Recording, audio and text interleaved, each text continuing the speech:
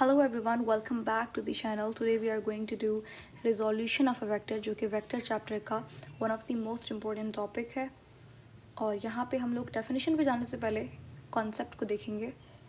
सही है. ये concept resolution of a vector वाला ये आपने बहुत सारे physics के derivatives के अंदर देखा होगा जहाँ पर हम लोग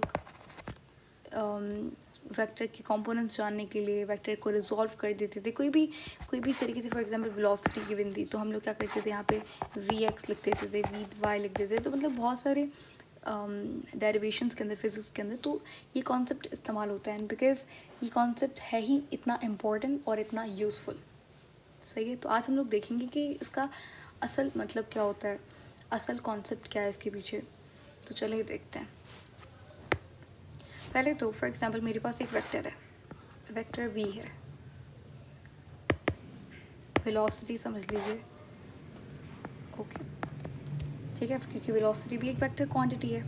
समझ लो मैंने एक वेक्टर ले लिया v, वेलोसिटी. हमेशा याद रखिएगा एक वेक्टर कंपोनेंट्स मतलब उसके दो एटलीस्ट मिनिमम दो उसके कंपोनेंट्स होंगे. एक बॉल थी जो कि v वेलोसिटी से जा रही है. अब जब ये वो बॉल मूव करेगी, ये बॉल दो डायरेक्शन के अंदर मोशन करेगी, यानी कि दो डायरेक्शन के अंदर ये डिस्टेंस कवर करेगी. एक एक्स एक्सिस के अंदर और एक वाई एक्सिस के ऊपर. सही है. अब ये जो एक्स एक्सिस है इसका, ये एक वेक्टर है हमारे पास, वेक्टर v. ये वेक्टर एक वेक्टर हमेशा दो या उससे ज़्यादा कंपोनेंट्स के अंदर पाया जाता है. ठीक है. अब क्योंकि ये बॉल v वेलोसिटी से मूव कर रही थी तो यानी कि ये दो, एक v मतलब ये ऐसे भी चल रही है बॉल, ये ऐसे जा रही थी बॉल. ठीक है, ऐसे जा रही थी तो यानी कि ये ऐसे भी बढ़ रहा है, एक्स एक्सिस से भी मूव कर रही है और वाई एक्सिस पे भी ये डिस्टेंस कवर कर रही है. ठीक है. तो ये जो एक्स एक्सिस मेरे पास आया और ये वाई एक्सिस आया, इसे मैंने कह दिया ये हमारा वी एक्स है और ये हमारा वी वाई है. ठीक है. तो ये क्या था, हमारा वेक्टर था. और ये जो इसके और दो एक्सिस के ऊपर मैंने इसे बनाया तो ये इसके कहलाएंगे कंपोनेंट्स. यानी कि एक कॉम्प्लेक्स चीज़ को तुमने उसके सिंपल चीज़ों के अंदर तोड़ दिया. That's resolution. रिजोल्यूशन का लिटरल मतलब ये होता है कि किसी भी कॉम्प्लेक्स चीज़ को सिंपल उसके कंपोनेंट्स के अंदर तोड़ देना, ये उसका होता है लिटरल मतलब. लेकिन फिजिक्स के अंदर रिजोल्यूशन का मतलब होता है एक ऐसा प्रोसेस जिसके ज़रिए आप वेक्टर क्वांटिटी को तोड़ो उसके कंपोनेंट्स के अंदर. ठीक है, वो कहलाता है रिजोल्यूशन ऑफ अ वेक्टर. अब जो ये कंपोनेंट्स होंगे इनकी कुछ इंपॉर्टेंट पॉइंट्स होते हैं, जैसे कि ये कंपोनेंट्स आपस में परपेंडिकुलर होने चाहिए. सही है. एक कंपोनेंट एक्स एक्सिस पे होना चाहिए, एक कंपोनेंट वाई एक्सिस पे होना चाहिए. लेकिन ज़रूरी नहीं, कभी कभी एक हमारे पास एक और एक्सिस भी तो होता है, जी एक्सिस यानी कि जेड एक्सिस भी तो होता है. तो वहाँ पे भी कभी कभी कंपोनेंट हो सकता है, क्योंकि एक बॉडी या तो एक्स एक्सिस के ऊपर मूव करेगी, या तो वाई एक्सिस के ऊपर मूव करेगी, या तो जेड एक्सिस के ऊपर मूव करेगी. ठीक है. ये दुनिया में है ही ये तीन एक्सिस. ठीक है. इनके अलावा कोई एक्सिस और एग्जिस्ट ही नहीं करता. हाँ, अगर आप देखो बॉडी ऐसे मूव कर रही है तो क्या ये नया एक्सिस है? नहीं, ये combination of X and Z X है, जी एक्सिस है. अगर बॉडी ऐसे मूव कर रही है तो combination Y and X and Y की पे बॉडी मूव कर रही है. तो एक्सिस हमारे पास तीन ही होते हैं. ठीक है. तो इसीलिए जो हमारे पास एक वेक्टर के कंपोनेंट्स होंगे वो एक होगा एक्स एक्सिस और एक होगा वाई एक्सिस. ठीक है. सेट भी हो सकता है बट रेयर. ठीक है. तो ये एक्स डेफिनेशन के अंदर usually we use X and Y. तो रिजोल्यूशन क्या है? रिजोल्यूशन वो प्रोसेस है जिसके ज़रिए आप एक वेक्टर को तोड़ते हो उसके कंपोनेंट्स के अंदर. ये कंपोनेंट्स आपस में परपेंडिकुलर होते हैं और ये कंपोनेंट्स, एक कंपोनेंट होता है एक्स एक्सिस पे, एक होता है वाई एक्सिस पे. अब इसकी जो डेफिनेशन है वो लिख लेते हैं एंड देन हम लोग फाइंड करेंगे इन कंपोनेंट्स की वैल्यूज़. तो इसकी डेफिनेशन होगी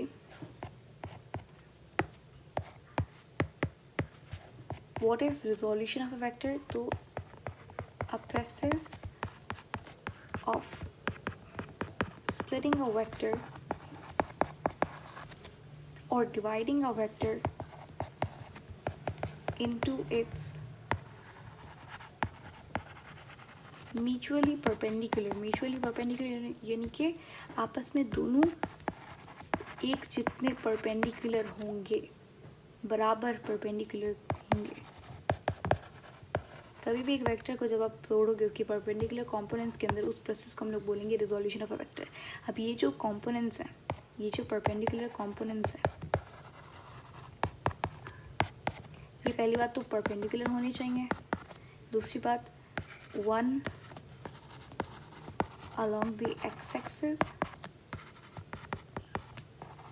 while other on the y-axis। ठीक है, अब यहाँ पे एक डायग्राम से समझ लेते हैं तो आपको और ज़्यादा क्लियर हो जाएगा। फॉर एग्जांपल मेरे पास एक वेक्टर है, वेक्टर ए लिया है मैंने इस बार। अब हम क्या कर रहे हैं, डेरिवेशन करेंगे एक्स एक्सिस पे जो कंपोनेंट बन रहा है उसकी, और वाई एक्सिस पे जो कंपोनेंट बन रहा है उसकी।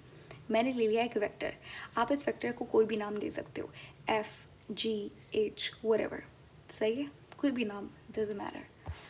मैंने ले लिया a axis, not a axis, sorry, a vector. मैंने ले लिया एक वेक्टर जिसको मैंने नाम दे दिया ए वेक्टर। अब इसके कंपोनेंट्स क्या होंगे, एक होगा एक्स एक्सिस पे, या पहले हम लोग एक्सिस बना लेते हैं तो it will be more clear. ये है मेरे पास वाई एक्सिस और ये है मेरे पास एक्स एक्सिस। ठीक है, दोबारा से बना लेते हैं। ये मैंने बनाया एक वेक्टर, वेक्टर ए, इसका एक्स कंपोनेंट एक्स एक्सिस के ऊपर होगा तो यानी कि यहाँ पर, और इसका वाई कंपोनेंट होगा यहाँ पर वाई एक्सिस के ऊपर। ठीक है, अब ये जो x कंपोनेंट है ए का, क्योंकि ये ए का x कंपोनेंट है तो मैं इसे नाम दे दूंगी ए एक्स, और ये y कंपोनेंट है वो a का तो इसे बोल देंगे ए वाई। ठीक है, यहाँ तक कोई बात आपको समझ में ना आई हो, इजी था, सही है। अब ये जो वेक्टर है ये एंगल बना रहा है x एक्सिस के ऊपर। ठीक है, इसे बोल दिया हमने थीटा। यहाँ तक बात क्लियर है। अब हमें क्या करना है, हमें फाइंड करना है वैल्यू, किसकी वैल्यू, ए एक्स की वैल्यू और ए वाई की वैल्यू। वैल्यूज़ फाइंड करने के लिए हम लोग किस तरीके से वैल्यू फाइंड कर सकते हैं। देखो यहाँ पे कोई फिगर ही नहीं बन रही, ना कोई स्क्वायर ना कोई ट्रायंगल। अगर यहाँ पे एक राइट एंगल ट्रायंगल बन जाए तो हम लोग आसानी से वैल्यूज़ फाइंड कर सकते हैं। तो उसके लिए क्या करेंगे आप, देखो हमने वेक्टर्स की टाइप पढ़ते हुए मैंने आपको एक टाइप बताई थी फ्री वेक्टर्स की। अगर आपको याद हो हमने एक टाइप पढ़ी थी वेक्टर्स की, फ्री वेक्टर करके। फ्री वेक्टर्स कौन से होते हैं, फ्री वेक्टर्स वो वेक्टर्स होते हैं जिनको आप पैरेलली शिफ्ट कर सकते हो टू इटसेल्फ। यानी कि देखो एक वेक्टर ये था, मैंने इस वेक्टर को उठा के यहाँ पे रख दिया ऐसे। ठीक है, आप उसका मैग्नीट्यूड डायरेक्शन नहीं चेंज करोगे, लेकिन अगर आप उसे उठा के मतलब उसके पैरेलल शिफ्ट कर देते हो तो वो फ्री वेक्टर्स होते हैं। तो ये हमें एक वेक्टर्स की एडवांटेज होती है, फ्री वेक्टर्स की, आप बोलते हैं पैरेलली कहीं भी शिफ्ट कर सकते हो। तो हमें एक ट्रायंगल बनाना है, हमारा टारगेट है एक ट्रायंगल बनाना है ताकि हम लोग वैल्यूज़ फाइंड करें ए एक्स की और ए वाई की आसानी से। तो उसके लिए अगर मैं ये वाला जो ए वाई वेक्टर है इसको अगर मैं शिफ्ट कर दूँ यहाँ पर, ठीक है, यहाँ पर अगर मैं शिफ्ट कर दूँ ए वाई हो गया, सही है। और इसी तरीके से ए एक्स, ये जो आपका ए एक्स है इसको मैं ऊपर यहाँ पे शिफ्ट कर दूँ तो यहाँ पे कोई ऐसी चीज़ आपको समझ में ना आई हो, कुछ भी नहीं किया मैंने, सिर्फ वेक्टर को उठा के पैरेलली शिफ्ट कर दिया, बिल्कुल उसके ऑपोजिट शिफ्ट कर दिया, ठीक है। अब मैं आसानी से वेक्टर की वैल्यूज़ फाइंड कर सकती हूँ।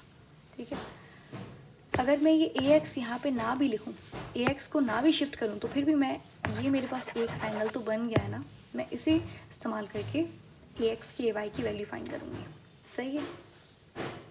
ओके, अब ये जो आप देख रहे हो ए वेक्टर, एक बात मुझे और मेंशन करनी थी, वो ये कि जो ए वेक्टर है ये रिजल्टेंट वेक्टर है, सही है। तो यहाँ पे हम लोग करेंगे डेरिवेशन।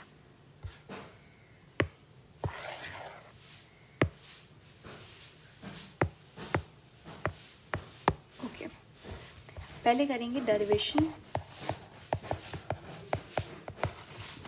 ऑफ ए एक्स, ठीक है। डेरिवेशन ऑफ ए एक्स करने के लिए हमें पहले ट्रायंगल की ज़रूरत है और ट्रायंगल हमने फॉर्म कर लिया है। अब डेरिवेशन करने से पहले हमें पता है, हम कभी भी अगर हमें एक साइड, दो साइड्स गिवन होती हैं, एक साइड फॉर्म करने के लिए राइट एंगल की बात हो रही है, ठीक है। राइट एंगल के लिए हम लोग एक थ्योरम यूज़ करते हैं जिसे कहते हैं पाइथागोरस थ्योरम, ठीक है। उसके लिए आपको हाइपोटेन्यूज, परपेंडिकुलर और बेस चाहिए होता है। तो हमें पता है ये वाला हाइपोटेन्यूज हो जाएगा हमारा, this would be perpendicular, and ये हो जाएगी आपकी बेस। अब हम आसानी से ax की वैल्यू निकाल सकेंगे। देखिए, पहले तो हमें निकालनी है ax की वैल्यू, ठीक है। ax की वैल्यू निकालनी है। अब हमारे पास तीन फंक्शंस होते हैं, साइन, कॉस और टेन।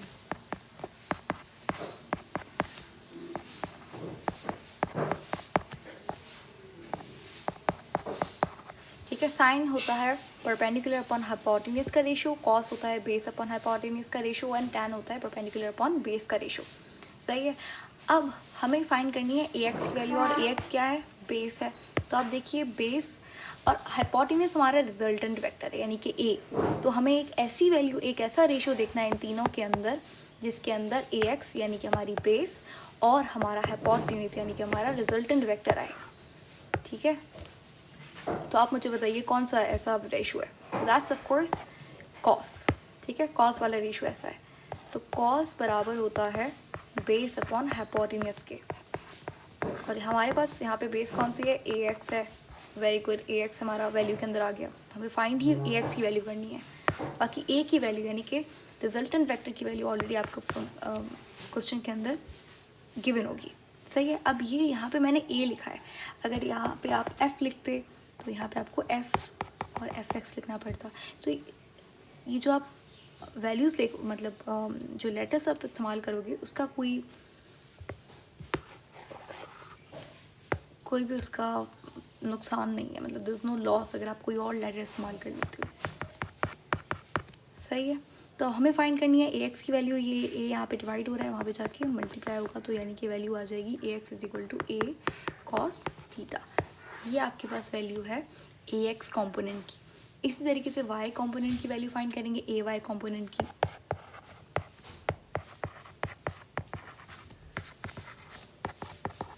ठीक है। अब आप देखिए, ए वाई कॉम्पोनेंट हमारे पास क्या है, परपेंडिकुलर है। तो हमें एक ऐसा रेशो चाहिए जिसके अंदर परपेंडिकुलर आए और हाइपोटेन्यूज यानी कि रिजल्टेंट वेक्टर तो आएगा। तो ये हमारे पास कौन सा है रेशो, साइन का। तो ये हो जाएगा sine theta is equal to किसके बराबर होता है, परपेंडिकुलर अपॉन हाइपोटेन्यूज के। परपेंडिकुलर हमारे पास है ए वाई और हाइपोटेन्यूज है ए। ये हो जाएगा ए वाई, यहाँ पे डिवाइड कर रहा है, यहाँ जाके मल्टीप्लाई करेगा, A Y is equal to A sine theta.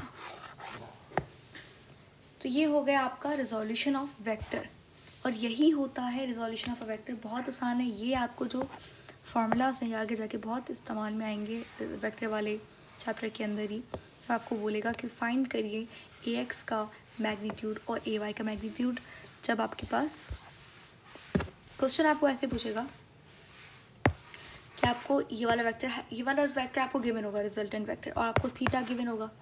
सही है। तो आपको ए एक्स का पूछेगा या फिर ए वाई पूछेगा या दोनों पूछ लेगा। तो आप ये फार्मूलाज को इस्तेमाल करके वैल्यू निकाल सकते हो आसानी से। कभी कभी आपको ए एक्स गिवन होगा, ये वाला गिवन, मतलब फॉर एग्जाम्पल आपके पास तीन चीज़ें यहाँ पे, थीटा, ए कॉम्पोनेंट, ए वेक्टर और एक्स कॉम्पोनेंट। इन तीनों में से दो चीज़ें आपको गिवन होंगी, एक आपको फाइंड करनी होगी। सही है। तो ये था resolution of factor. I hope it was helpful and thank you so much for watching. See you later in the next video. Have a nice day.